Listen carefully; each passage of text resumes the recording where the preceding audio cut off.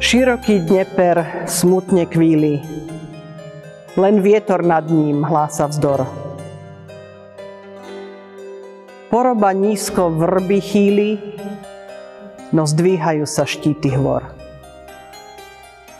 Aj bledý mesiac v modrej pláne na chvíľu sám sa vynoril, ako keď v modrom oceáne a znovu sám sa ponoril.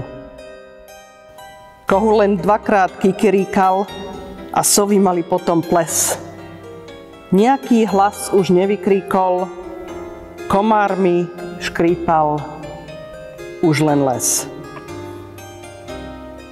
Poroba nízko vrby chýli, no dvíhajú sa štíty hôr.